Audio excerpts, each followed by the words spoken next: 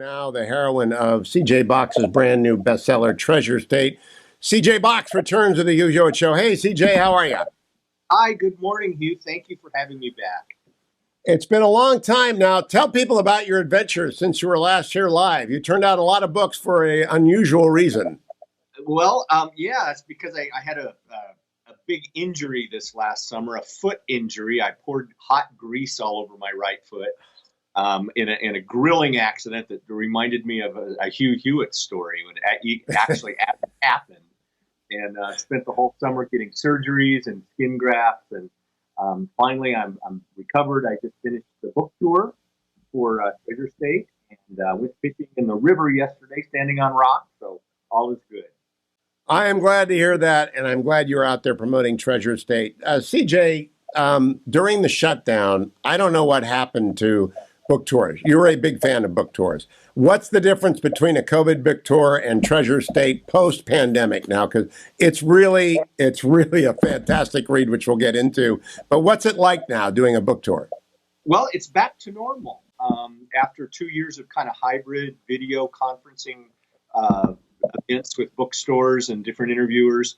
We're still doing. Actually, what it did is it made it even more intense because not only am I doing in-person events, but also spending the day while traveling doing interviews and other events across the country. This one was about 10 days from Scottsdale, Arizona to Paramus, New Jersey, and back, and it went well.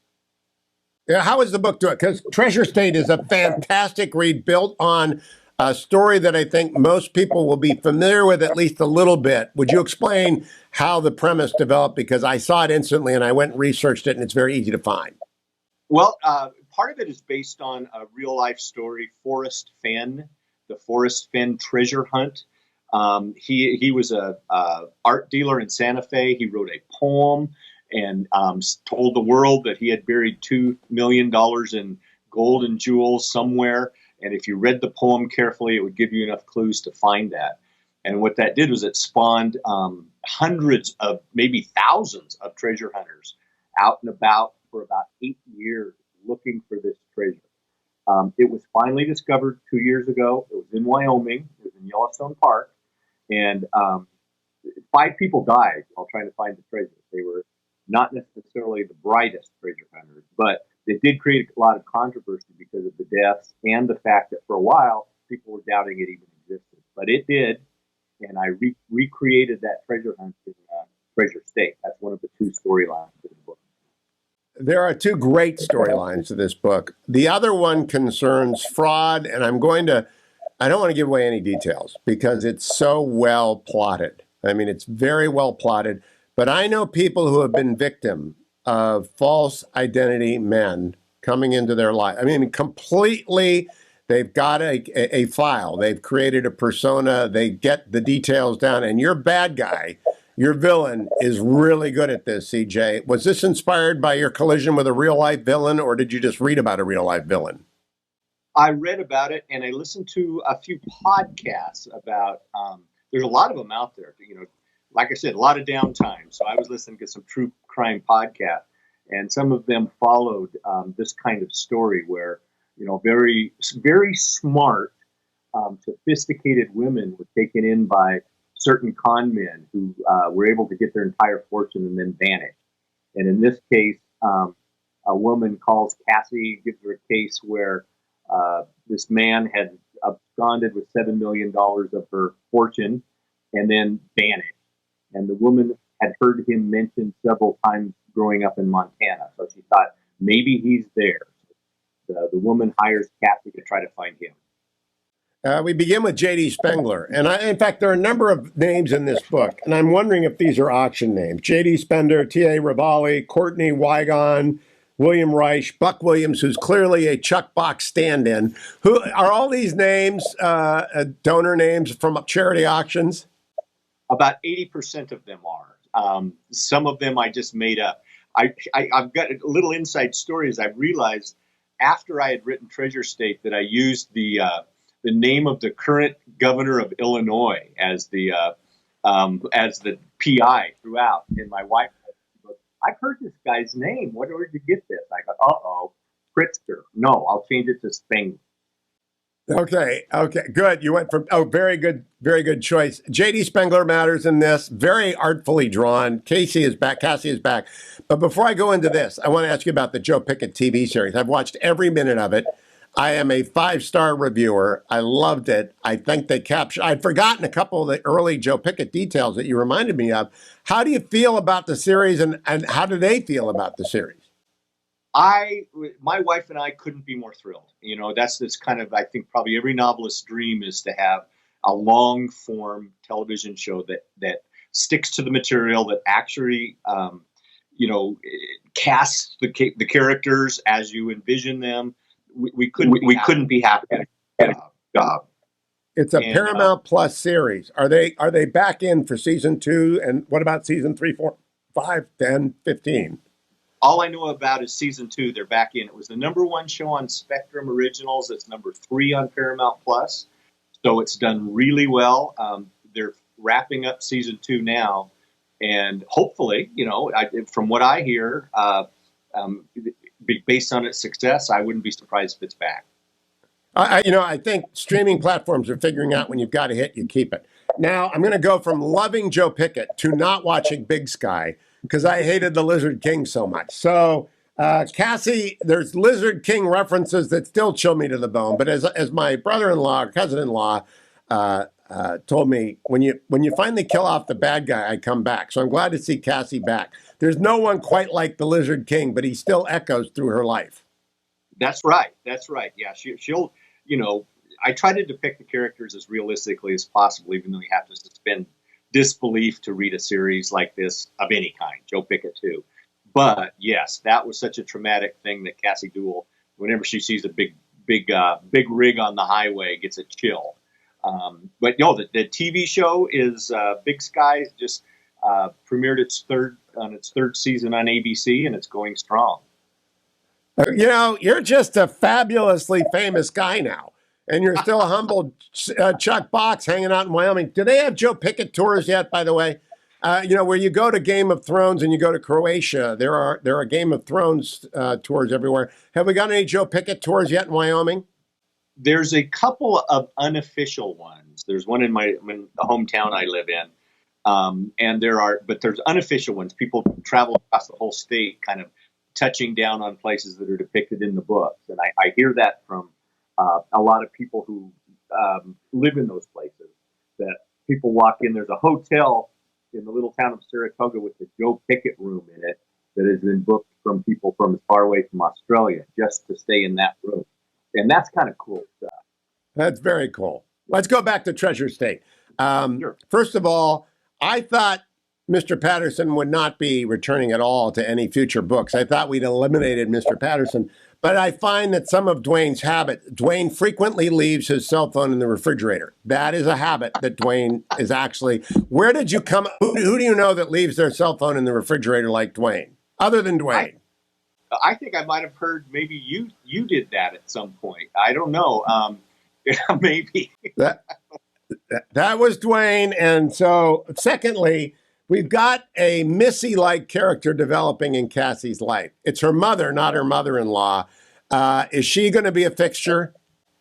Yes, and she has been since the very first book. Her mother-in-law and Cassie have absolute opposite worldviews, and her mother swans around their house watching MSNBC in her caftan and railing at the world, and it's a good contrast. Like Missy in the Joe Pickett books, Cassie's mother's there just to increase the tension and annoy her to no end. No, I want to let people know that if they are my age, they will know what "don't cross the streams" mean. I think Chuck is too young to know what "don't cross the streams" mean. Do you know what it means? No. Don't cross the streams is from Ghostbusters, and you're never allowed to cross the streams. And now you have crossed the streams in Treasure State. There is a Joe Pickett crossover character, which I think is going to shock a lot of people. I haven't seen other novelists who run 2 lines like you do ever do it before. Was that a long and a hard decision? It wasn't. I've been kind of thinking about it for a while.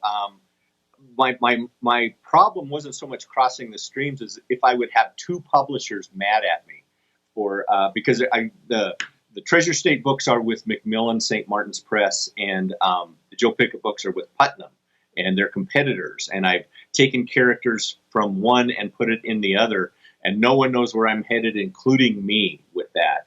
But it was a fun addition. It was fun to put in there. It's like an Easter egg for those who've read all the books. Oh, it's an Easter egg, definitely. And it's the promise of future Easter eggs. It's the promise of either Joe Pickett ending up in a Cassie book or Cassie ending up in a Joe Pickett book. Right. And I never think too strategically, but no doubt there's more of a likelihood that will happen than ever before. All right. Now, last night, we happened to have been graced at Studio North by a couple of people who grew up in Montana. And they went to school in Missoula, and they know a lot about Montana. So I was talking last night about Butte and Anaconda with Montanans. I didn't know anything about Anaconda. I didn't know anything about Butte. And I think it's the advantage of Treasure State for everyone is they're going to get a lesson in how the West was won by this book. And I didn't know about the Copper Barons, even though I've got behind me Phil Anschutz's book on Out Where the West Begins. I'm going to knock over everything in my studio like you going fishing. Out Where the West Begins, Creating and Civilizing the American West is Phil Anschutz's second book. You do for Anaconda and Butte what he does for the West. Tell people about it. I've got that book as well, the one in your hands. Yeah, it's a fascinating history, and it's unlike what most people think about when they talk about the West, the opening of the West, because Butte was considered the richest hill on earth when they discovered copper there. And Anaconda, 8 miles away, is where they located the smelter for the copper. And this was right at the turn of the last century. And what's so strange about it is it's almost a story that's as un-Rocky Mountain as you can. It's more like Western Pennsylvania or Pittsburgh kind of thing, where miners came in from all over the world. There were huge labor problems. The American labor movement was created in Butte and Anaconda, Montana. And the federal government actually sent the army into Montana to quell those disputes. Miners killed, riots, and it really says a lot about why Montanans even today have such an anti-big government, big business viewpoint of the world. I have never heard of the Granite Mine Mountain disaster or the Granite Mountain Mine disaster until I read about 168 dead miners. Isn't that a movie? I mean, is that ever? How did you learn about it, CJ Box? I learned about it by, like I always do when I'm researching a book, is I just go to that location and lurk around and don't tell anybody while I'm there, and go to the museums and talk to local historians and talk to people in bars and restaurants.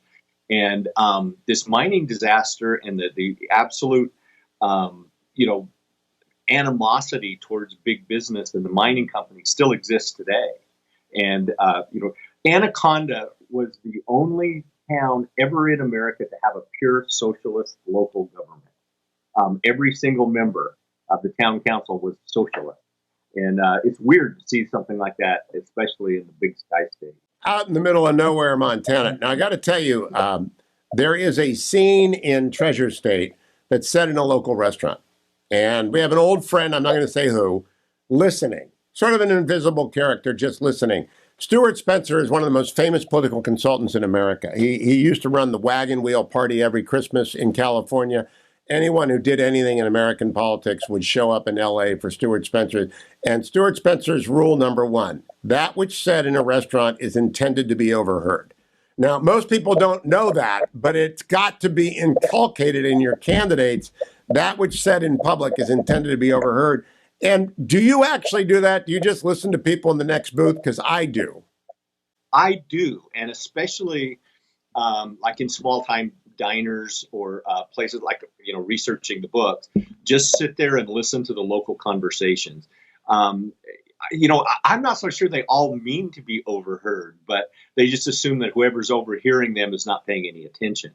And I get a lot of information and a lot of intel by just doing that. There is also a series of portraits of Western writers, or I will say writers who live in the West. I found this hilarious that the list, you can find the list of writers, self-proclaimed writers who are living in Montana, and Cassie has to visit some of them. And am I right that Chuck Box's stand-in is Buck Williams? I don't know about that. Maybe some similarity, but I was recently on the book tour. I was in Bozeman actually, and we had a great big crowd, and that was some of the questions. Who are these writers that you're talking about and saying such awful things about? And I would not fess up, but yeah, I based all those people on real writers. I admit it. There's a lot of writers in Montana. A very famous writer up there once told me, he said, if you throw a stick, you're going to hit a writer in Montana, and more people should throw sticks. And I well, I like Buck because his approach to writing is what reminded me about your approach to writing, which is there's a job to do. You go and you sit down and you do your job. Writer's block is not an option for someone who's got to turn out 3 books every 2 years. No, not at all. Just like there is no talk show block in the morning, is there, Hugh? You can't say. Well, there is. It's called Dwayne. But other than that, there's no talk show block. Treasure State has gotten off to a great start, CJ. Are you surprised that Cassie's got as much as a following as Joe? I am. It really surprised me a couple of years ago when we were negotiating the contract for the book. We went and looked at the numbers, and I found out that there's different audience for the Cassie books, but there's some crossover. But the books are much more popular than I realized. I don't know why. I'm grateful for it, but now that there's a little bit of a crossover, we'll see what happens there. Now, for last question, for both Joe and Cassie, Joe Pickett and Cassie Dewell, the new CJ Box book is Treasure State. I can't recommend it highly enough. I stayed up too late last night. I broke my rule. I finished the book. And I normally don't finish a mystery or a thriller unless when Nate shows up in Montana, all hell's going to break loose. But that hadn't happened yet. But I finished the book last night, so I know how it ends. I'm not going to get close to it. But when you're done at the end of the day with a Cassie Dewell book, what's the New York Times rating on its first week? Does it come out number 1 like a Joe Pickett book does, or is that still something to be achieved, the automatic number 1? Oh, it's not automatic number 1. This book debuted on the New York Times list at number 5, but you know, there's so many different lists, and it's kind of incomprehensible how it worked. It debuted on Apple Books as number 1, and in Publishers Weekly it was number 3, in the Wall Street Journal, which is a little more accurate, it was number 2. So it's up there, and we're happy about that. We think it has a lot of staying power, but you know, you can't. New York Times list makes all the publishers in New York happy how that works out, but it doesn't always translate to actual sales. I just want to close, but I could talk to you a lot about Game Trail since I've been on so many of them in my life, and they matter here. But I want to close by just an admonition to people about fraudsters. If anything, if you think your elder parent, your older parent, your divorced parent, your widowed parent is getting taken in by a con artist, give them Treasure State. How's that, CJ? Is that a good summary? Give them Treasure State if you're worried about the new person in their life. That's a very good summary. And in really studying how these con men work, especially with women, what's always amazing to me is that they don't actually ask for the money. In fact, sometimes they keep saying, no, I don't need it. Please don't send it to me. But if you love me, you'll help. And they're very insidious that way. Oh, the extent of the scam during the book author period. There's so much box history here. A book author is being pitched on a movie and, I don't want your money, but, if you lose creative control. So I thought to myself, wow, this is going to go out to if you've just been divorced, if you've just lost your spouse and you've got a lot of money, watch out because people read the newspapers and they draw little circles around your name and they develop a pitch. That's really the best pitch of all of them. I just thought it was brilliant because it's not that hard to get a series of books published, CJ, and pretend that you're a working author. That's right. It really isn't. You can, you can develop things online to bolster your credentials and your history that are just made up, and that happens too. It's remarkable. CJ Box, congratulations on Treasure State. When's the next Box book arriving? It's going to be a Joe Pickett book called Storm Watch.